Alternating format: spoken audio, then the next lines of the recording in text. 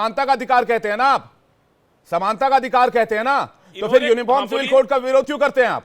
समानता का अधिकार, इसलिए मैं कह रहा हूं मैं उधर नहीं जाना चाहता। कहां विरोध कर रहे हैं? अभी कर रहे हैं पूरा कोई विरोध किया? हर कोई विरोध कर रहा है यूसीसी का। यूसीसी को लेकर कहां क्या उत्तराखंड में क्या हो गया देखिए आप जाकर। मैं ठीक है, मैं आ रहा हूं, मैं आज उस पर डिबेट नहीं जा रहा हूं, मैं सिर्फ अपीजमेंट पर डिबेट कर रहा हूं। मेरी बात साफ है, मैं अपीजमेंट पॉलिटिक्स पर डिबेट कर रहा हूं। रुक जाइए फाजिल जी, रुक जाइए। प्रेम कुमार जी, सवाल इस बात का है कि इस देश में किस मुद्दे पर चुनाव लड़ा जाएगा? देखिए विवेक जी, धर्म के मामले में राजनीति हस्तक्षेप करती है या धर्म का राजनीतिक उपयोग होता है तो क्या सत्ता पक्ष क्या विपक्ष वो मुद्दा फिर राजनीति का विषय बनने लगता है, जो नहीं बनना चाहिए। अभी हम लोग ये बात कर रहे हैं कि बहुसंख्यक अल्पसंख्यक, अरे जो आवाज़ उठ रही है शुद्ध या अशुद्ध की, वो बहुसंख्यक वर्ग ही उठा रहा है, कोई अल्पसंख्यक नहीं बोल रहा है। फिर है कि शुद्ध और अशुद्ध ये धार्मिक शब्द हैं, पवित्र अपवित्र धार्मिक शब्द हैं, और ये क्यों कहा गया, डिफाइन किया गया। विधि विधान से अगर कोई बात नहीं होती तो उसी में शुद्ध और अशुद्ध कहा जाने लगता है। शब्दों की कोई, शब्दों का कोई धर्म थोड़ी होता है। नहीं, इसकी परिभाषा होती है, उसका मतलब होता है, संदेश। शब्द तो माध्यम है, कम्युनिकेशन का माध्यम है। आज शब्द का धर्म पवित्र अपवित्र किसी भी चीज के लिए यूज किया जा सकता है। प्रेम कुमार जी, आप टॉपिक पर आइए ना प्लीज। अब बोलने दिया जाए जी। धार्मिक उद्देश्य में पवित्र अपवित्र का बहुत इस्तेमाल होता है, और जब विधि से पूजा नहीं होती है तब भी कहा जाता है। हमारे शंकराचार्य ने तो इसी कारण से राम मंदिर के प्राण प्रतिष्ठा में जाना स्वीकार नहीं किया ना। उन्होंने कहा कि कहानी बहुत पुरानी और कहानी बहुत अलग है, तो जिस टॉपिक पर आप जा रहे हैं। नहीं, वो कुछ और बात है, वो प्रेम कुमार जी आप भी जानते हैं। आज उसी कहानी के आधार पर कोई कह रहा है कि वो स्थान अपवित्र हो गया, यहीं पर तो डिबेट है ना।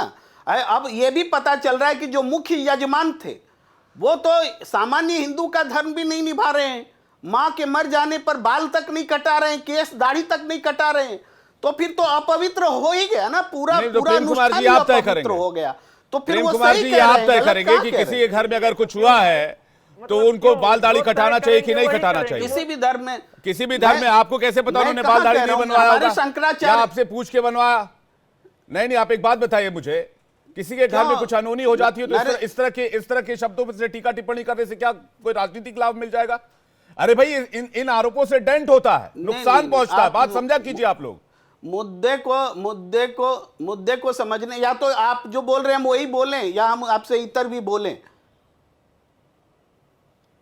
बोलिए ना, आप इधर ही बोलिए, मैं आपको इधर ही बोलने के लिए बुलाया ना, बोलिए आप इधर, लेकिन उसमें कुछ फैक्ट तो डालिएगा ना। आप कहां ये अपीजमेंट छोड़ के सीधे चले गए उस वाले एलिगेशन पे? मैंने चार पांच इसमें फैक्ट्स डाले।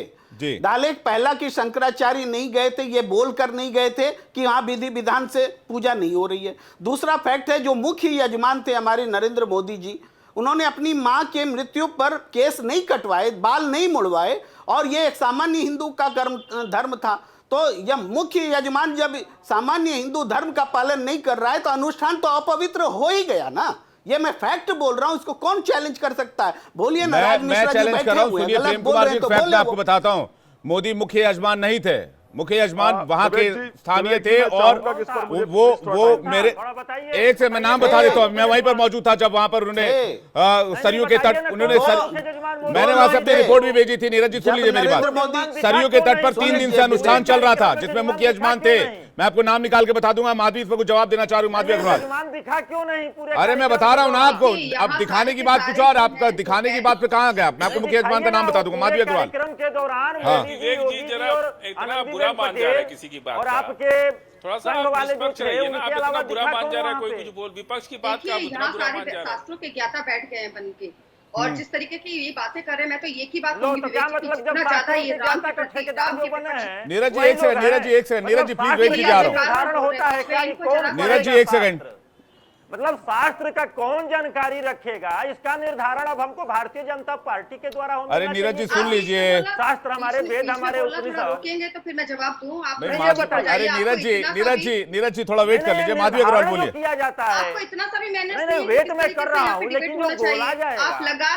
ठीक है, अभी आएंगे आपके पास, फिर आप जवाब दीजिएगा ना नीरज जी। माधवी अग्रवाल प्लीज। भाजपा नहीं करेगी। नीरज जी होल्ड कीजिए प्लीज, थोड़ा सा हैव पेशेंस, थोड़ा सा होल्ड कीजिए। माधवी अग्रवाल का जवाब आने दीजिए, उसके बाद आप काउंटर कर लीजिए। माधवी अग्रवाल जी, मैं तो एक ही बात कहूंगी कि राम के लिए जितना ज्यादा ये अपशब्द इस्तेमाल करेंगे, इनकी नैया उतनी ही ज्यादा डूबने वाली है।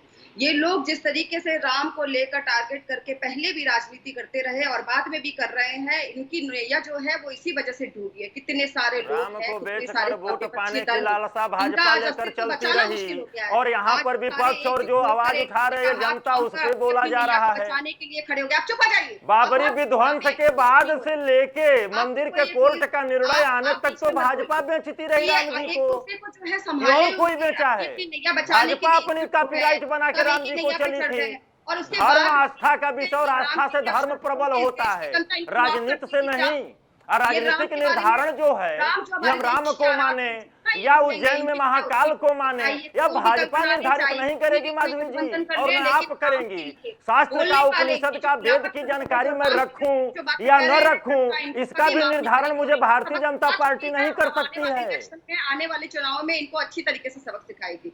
ये लोग सारे सनातन लीजिए, यही बात आप बोलिए ना, आप यही बोलिए कि हमारा मेन मकसद केवल चुनाव है और कुछ नहीं है।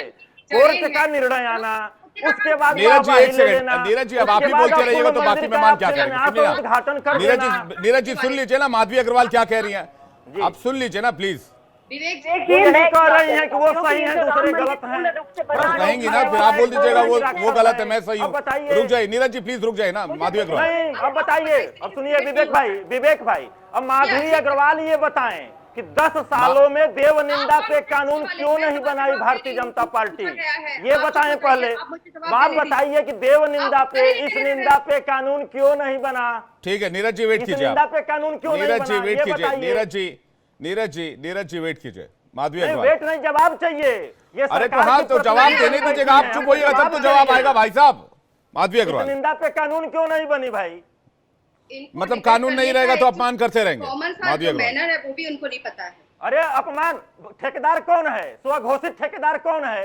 स्वघोषित राम जी का अंगुली पकड़ के चलने वाला कौन है? पकड़ के चलने वाला इनकी सरकार है, नीरज जी इनकी सरकार है, तो सरकार से अपेक्षा रखना जरूरी है। नीरज जी आप पूजा पंडालों पर टैक्स लगा देते हैं पश्चिम बंगाल में, आप पूजा करने पर चंदा लगा देते हैं पश्चिम बंगाल में, तब आपकी जो ये सेक्युलरिज्म वाली विचारधारा है वो कहां चली जाती है? अभी सामने वाला कोई जवाब देना चाह रहा है नीरज जी, तो जवाब ले लीजिए।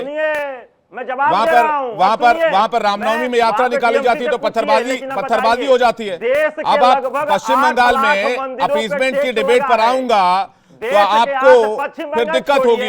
मैं माधवी अग्रवाल से पहले जवाब ले लेता हूं, फिर आपके पास आऊंगा उसका जवाब लेने के लिए। माधवी अग्रवाल को बोलने दीजिए प्लीज, थोड़ा सा वेट कीजिए नीरज जी, आ रहा हूं आपके पास।